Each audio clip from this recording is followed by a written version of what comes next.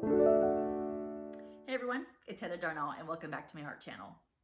So fall season has been here for about a month and my goal was to have a fall painting for you by the first 2 or 3 days into the season, and that didn't happen.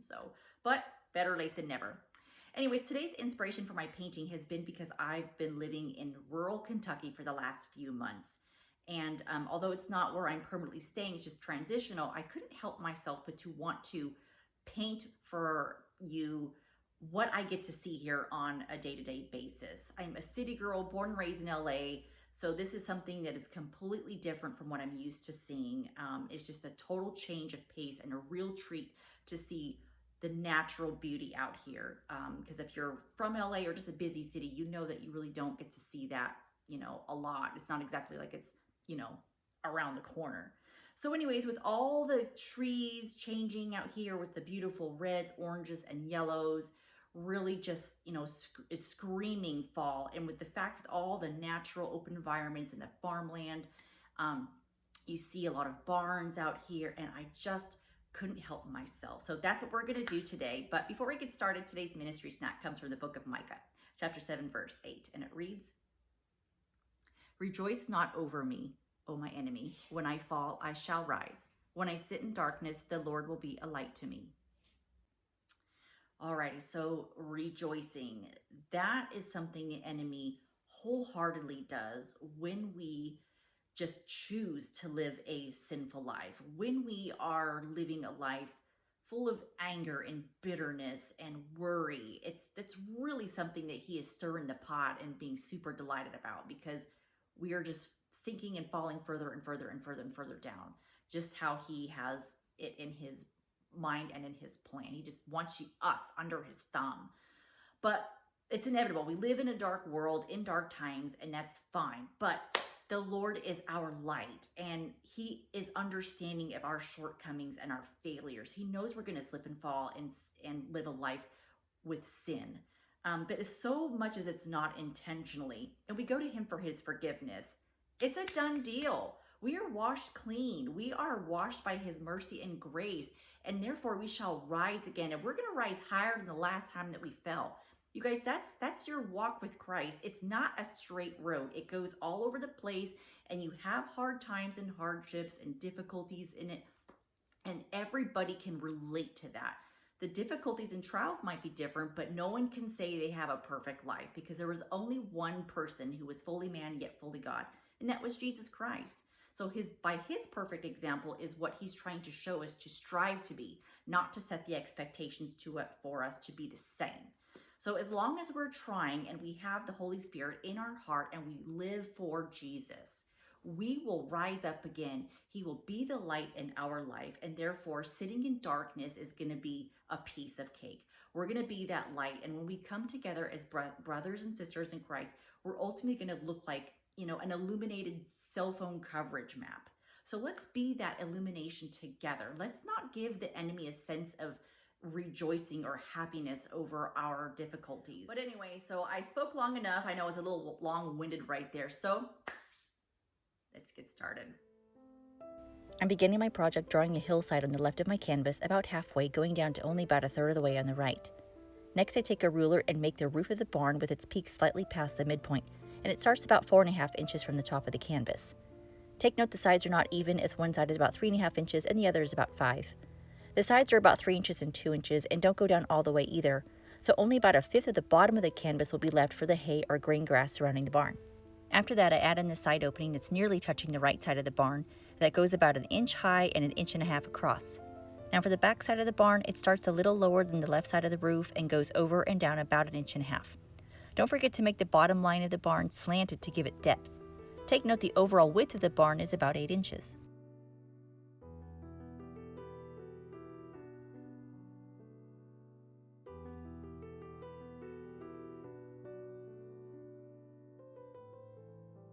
Next, I draw on the back edge of the land and then a road curving around from the back of the barn.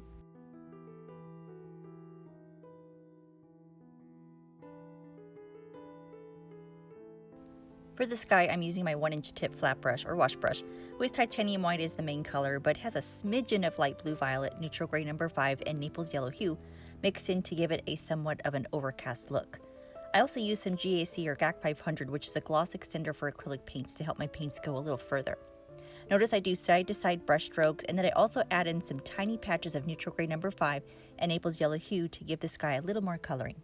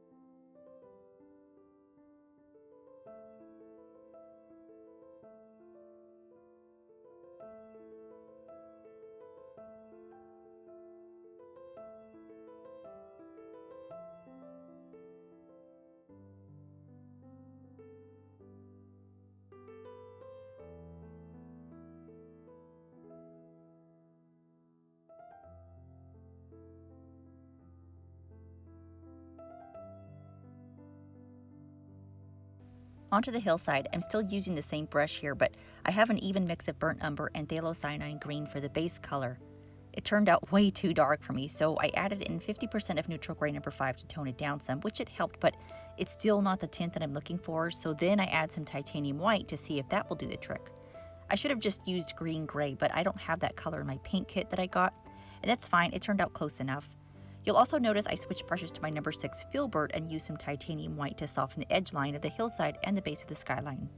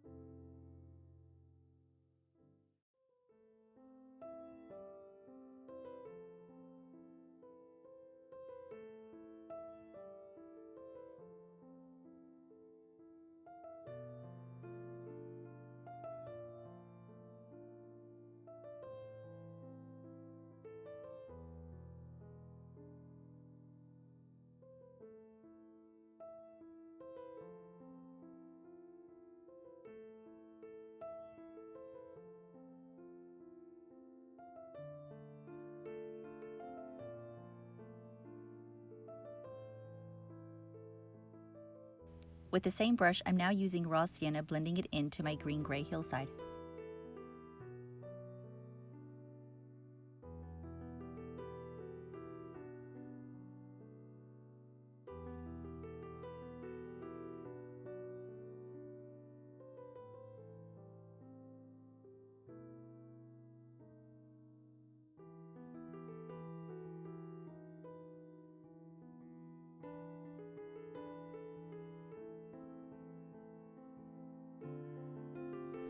For the grain grass on the left, I'm using my number 8 flat shader brush, putting down a base coat with burnt umber to give some shadowing underneath, following a small comb brush, and add yellow ochre on top, doing short up and down brush strokes to create wispy type lines. You'll notice I added a row of raw sienna to add some variety, and then add some Naples yellow hue on top to give the grass some highlights.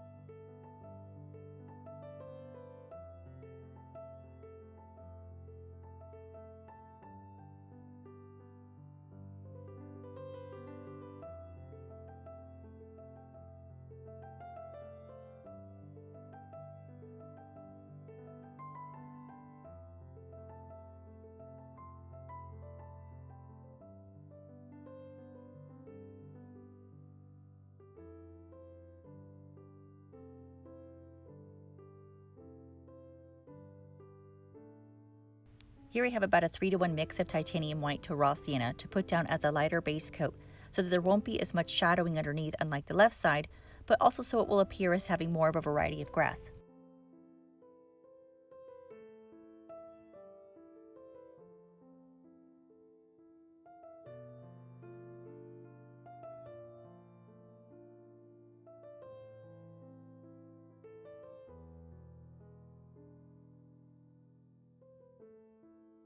Using the same brush, I'm now using a mix of mostly titanium white with a smidgen of neutral gray number 5 and unbleached titanium to give the barn a base coat of sort of a whitewashed look.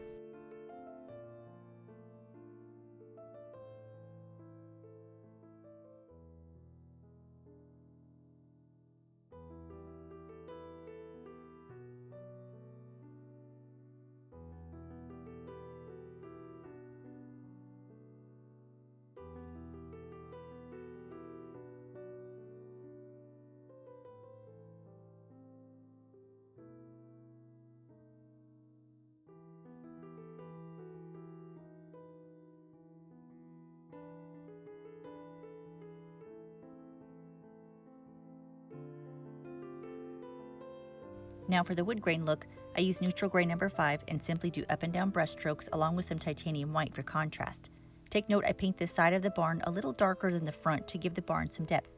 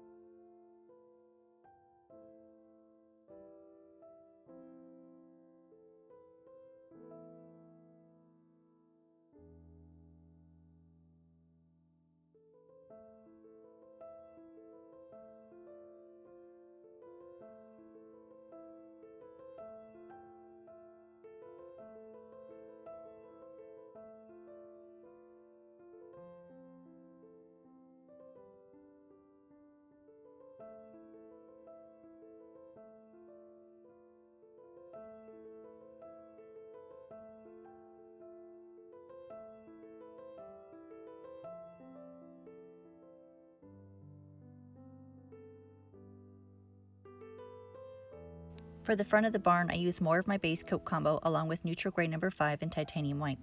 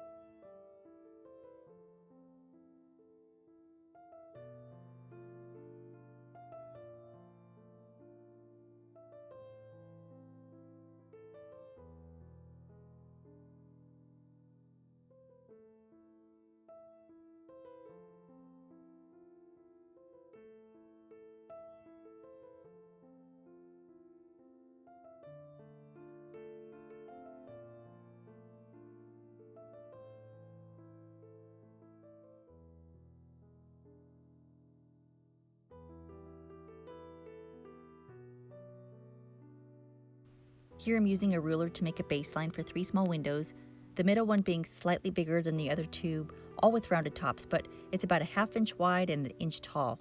And I used more neutral gray number 5 to fill in the windows, followed by some titanium white to help give me a fogged and sort of a streaky look by making short horizontal brush strokes.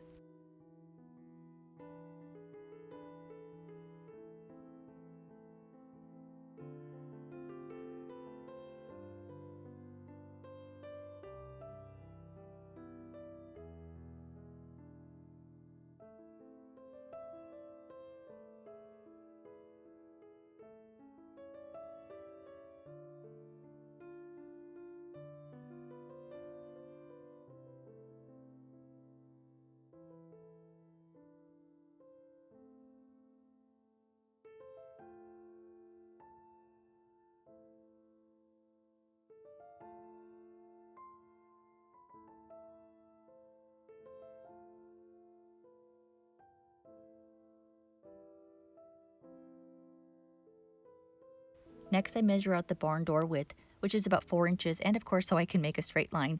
But what I'm doing first is making the horizontal wood panel that is also about a 1/4 inch high, and that will be what goes over the barn doors, and I'm painting that in with the chisel edge of my number 8 flat shader brush with more neutral gray number 5.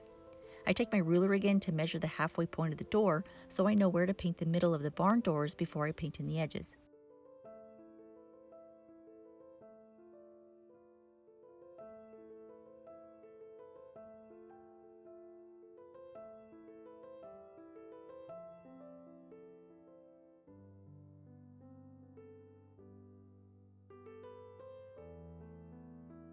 Here I'm just painting in the hinge marks of the barn doors that goes up a little more than 1/2 inch up from the bottom.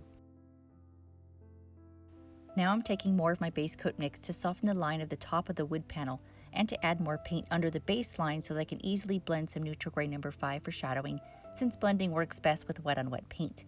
Take note I do downward brush strokes and that my shadowing is uneven, but it goes down further on the edges to make the doors stand out more.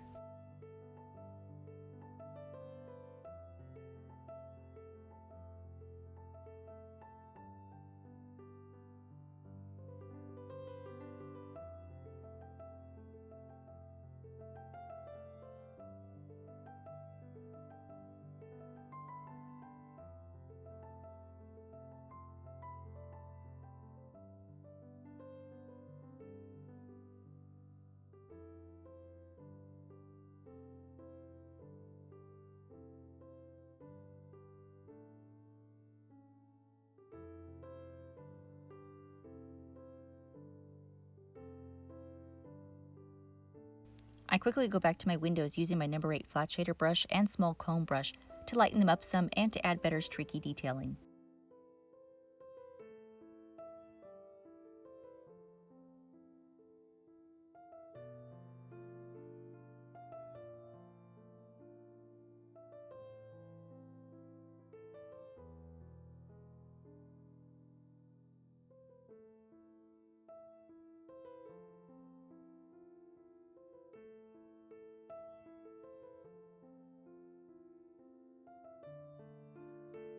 Here I'm painting the window trimming with the chisel edge of my brush using titanium white.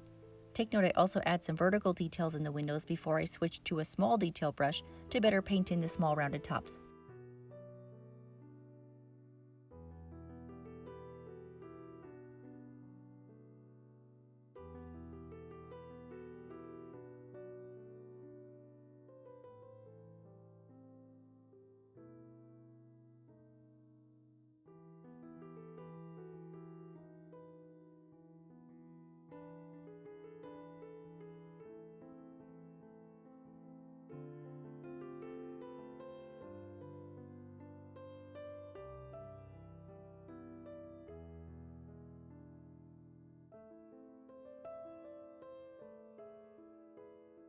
Back to my flat shader, I'm using burnt umber also with the chisel edge of my brush, just making a really thin line to suggest shadowing under the roof.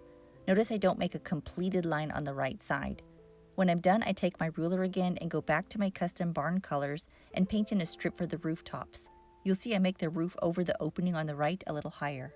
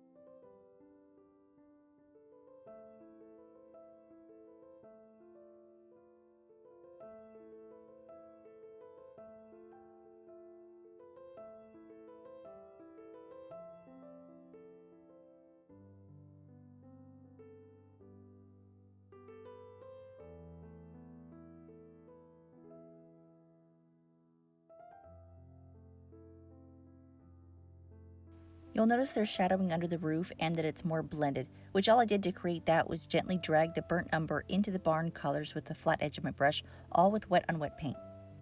Next, I'm filling in the barn opening with Mars Black and then add some unbleached titanium, going at an angle from the bottom left corner to the top right corner. Again, wet on wet paint will be best to achieve soft gradient lines and blending.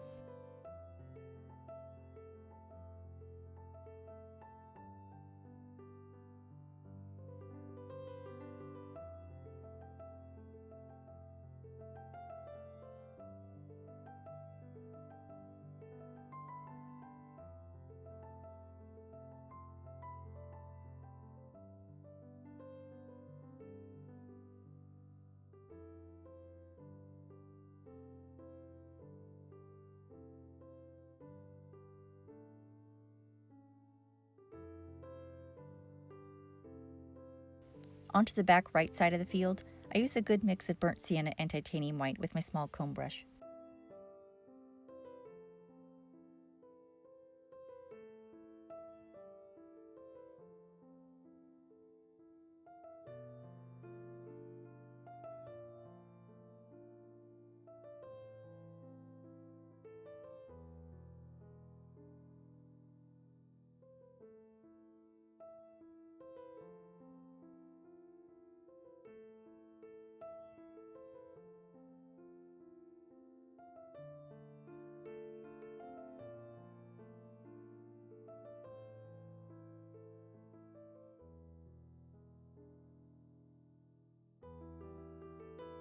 Now I'm using my small comb brush again with the color burnt sienna, doing small up and down brush strokes, making that part pretty concentrated about the midpoint of the open barn door.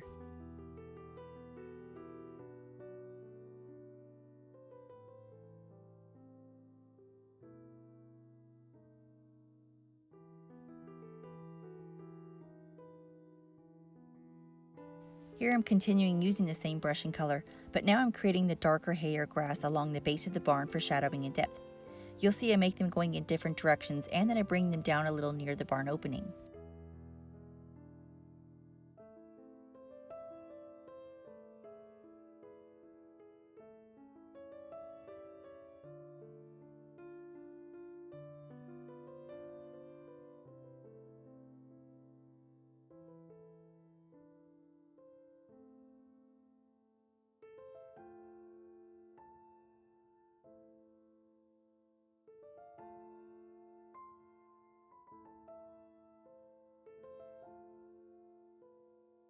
After that, I go back to my burnt sienna and titanium white mix to add a layer on top of my burnt sienna to soften it up some and to help give it some highlights.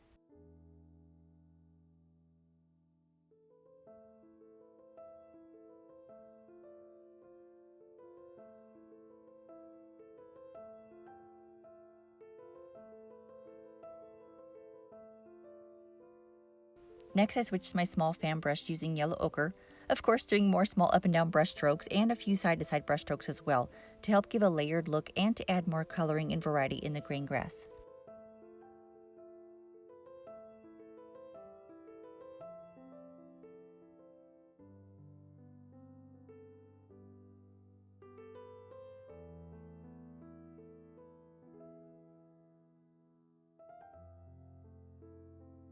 Here I add some more of my burnt sienna and titanium white mix as another layer, followed by a wee bit more burnt sienna, but I do add more burnt sienna along the very bottom edge of the canvas and alongside the road. Take note I use the burnt sienna combo and yellow ochre a few times, just layering them, followed by Naples yellow hue on top to give the grass thickness, variation, and of course for shadowing and highlights.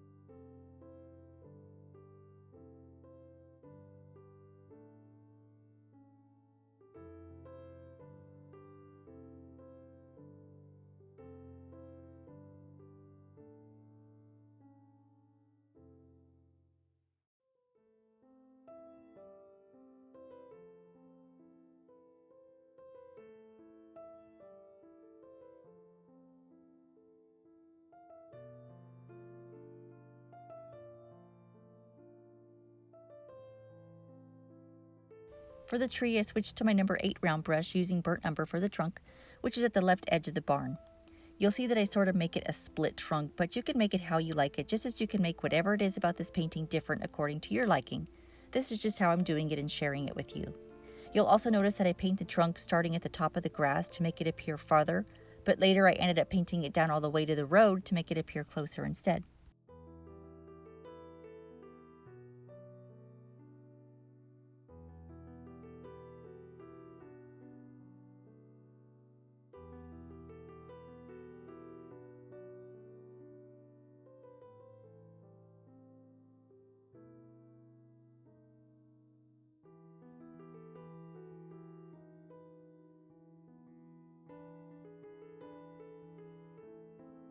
Now for the branches, I use a small detail brush.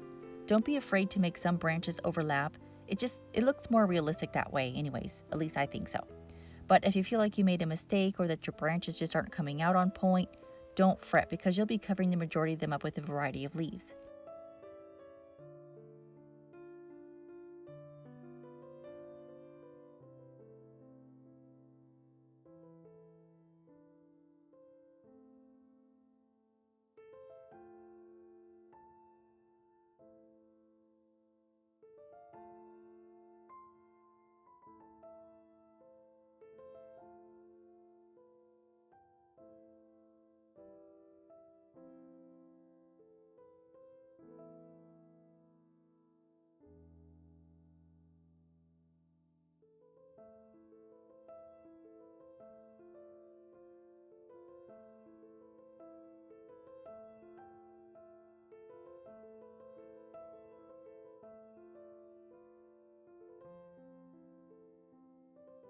Next for the leaves, I switched to my 1/8 inch tip deerfoot brush and gently dab them in using burnt sienna.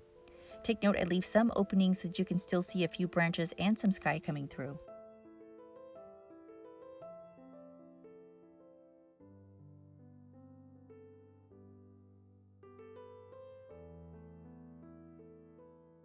My next layer of leaves, I'm still using the same brush, but now I'm using cadmium orange hue, just repeating the process.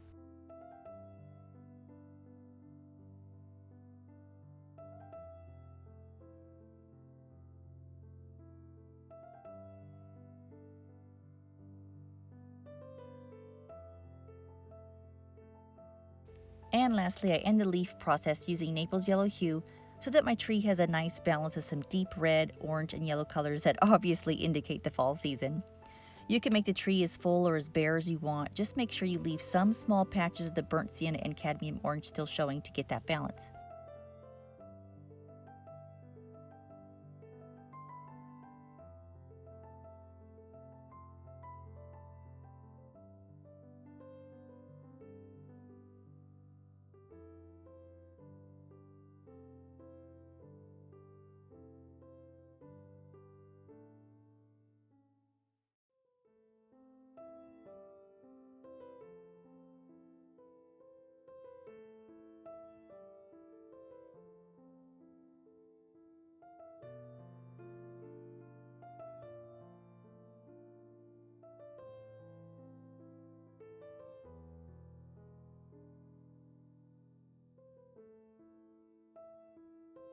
For the road, I switched brushes again to my number 8 flat shader using neutral gray number 5, immediately following titanium white to give that faded road look. Notice I'm just contouring the road with my brush as I use titanium white, and then it's done with wet on wet paint.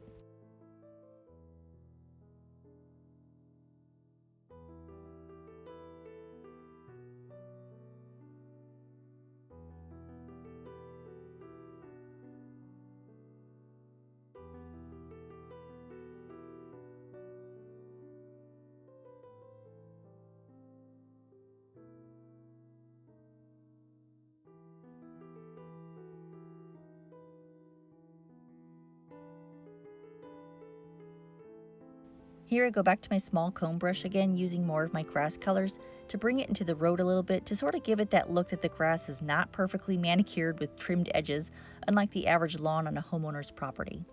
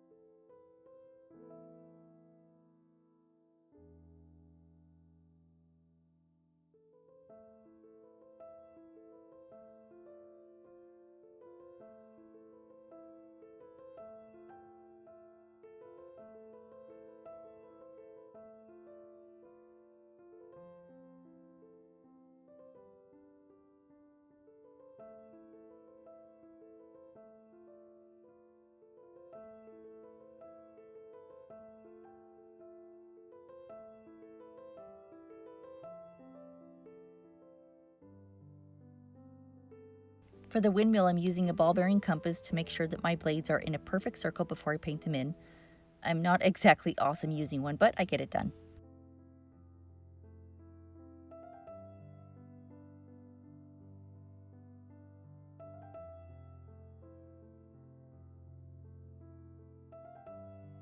Next, I get my ruler out again and draw on the legs of the windmill.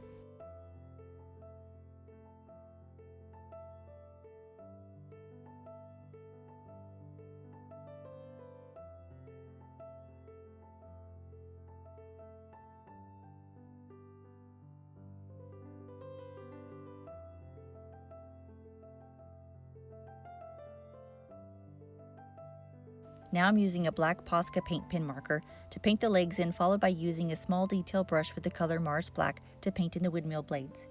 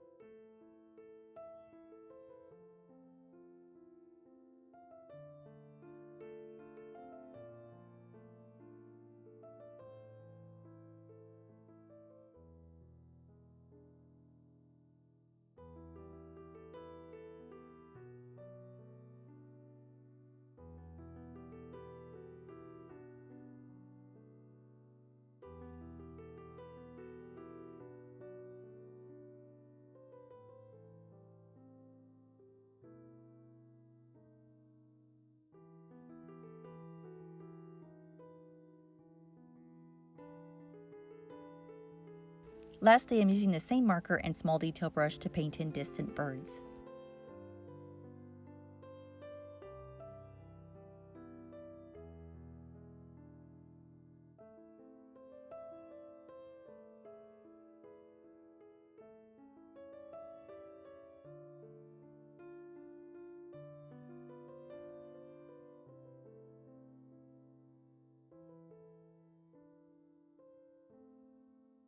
Okie dokie, here we are, the finished product.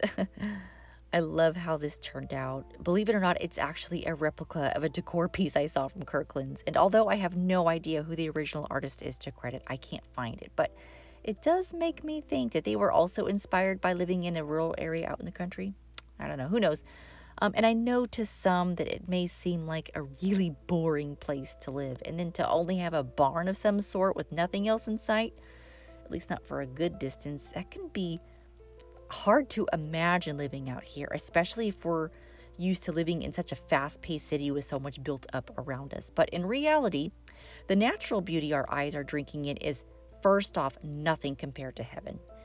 Heaven is actually described as a place that's indescribable. So yeah, this is clearly apples and oranges here. But a place like this is just a wonderful reminder from God and His way of showing us how to appreciate the quiet time and much needed stillness in life, along with the minimal and simplicity of things around us. The beach will always be my number one Zen place, but wow, talk about a close second living in the country. So that concludes this demo, and if you liked the tutorial, please be sure to not only share it, but to also hit like and subscribe for more videos. But more importantly, remember to thank God for this opportunity and always paint from the soul.